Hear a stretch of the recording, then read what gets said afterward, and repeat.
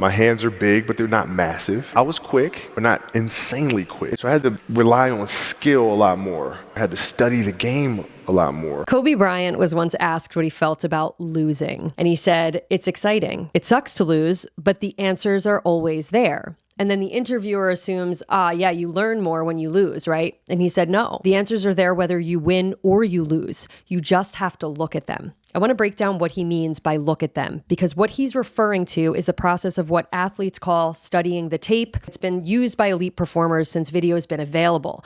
And I want to talk about it today because I think it's one of the most underutilized and most accessible tools that we have right now.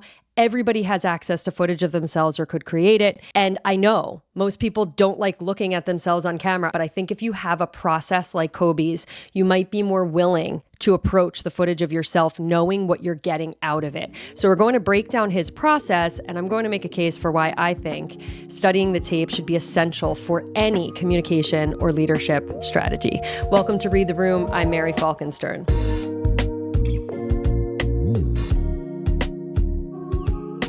To understand Kobe's process, you need to understand that he didn't develop it in a vacuum. He had been studying film since he was quite young, but the person who most shaped how he approached it professionally was the assistant coach to the Lakers, Tex Winter. Now, this matters because Tex had a consistent and clear ethos when it came to studying tape.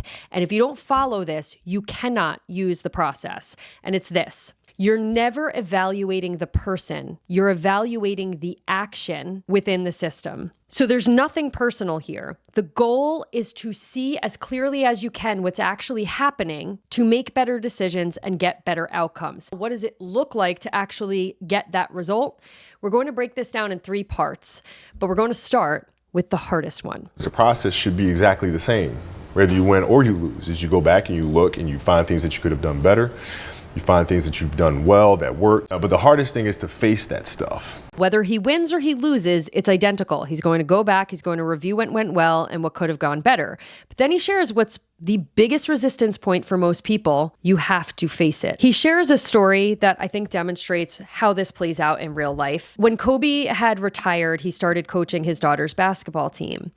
And at the time, there was a player from UConn that used to come and help out. And her team had just gone through this long winning streak, but then lost to Notre Dame in the finals. So after it, she shows up to a practice and he says, "Have you watched the Notre Dame game yet?" And she says, "No, I don't want to." And he says, "I know." But then he offers her this different frame and he says, "What's worse, the discomfort of seeing what you could have done better, or the pain of not looking at it, facing that team again, and then making the same mistakes?" And then they sat down and they watched the film together. And the point is, you're not going to want to do this. It's not in our human nature to want to turn toward footage of ourselves, especially when there's mistakes, but also when things go well, what's our tendency? We just want to move on. But the point is that our goal is not to correct mistakes. We want to see patterns and inform better decisions. So that's non-negotiable number 1. Whether you win or you lose, face it. Okay, so what are we facing? What are we looking at? I thought we were going to watch what we call touches. No, we're watching the start of the game to the end of the game. Not like the TV feed. We're watching the in-arena feed.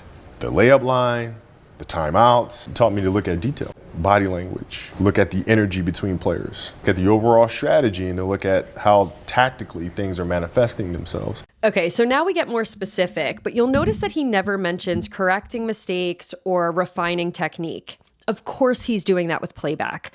But video footage provides us with biofeedback. So it's almost instant that you'll notice any mistake or something you wish you did differently, and you can flag it, write it down, and it'll inform practice.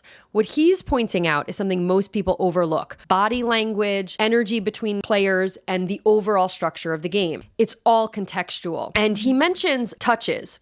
This is what tends to happen when people do playback, and his process is unique in this way. Most people are going to just look at their touches. when they have the ball. This happens in communication too. If you've ever been to a training or done communication work, you've probably looked at yourself on tape.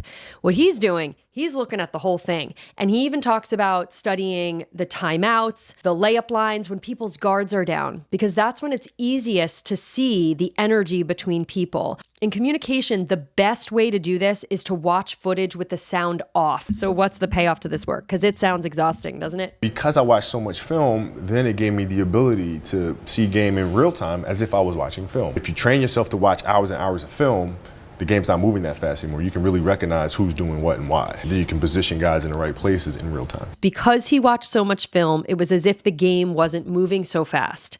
Now, of course, the pace of the game didn't change, but his perception did. And this isn't mystical, it's actually predictable. What he's talking about is the result of pattern recognition.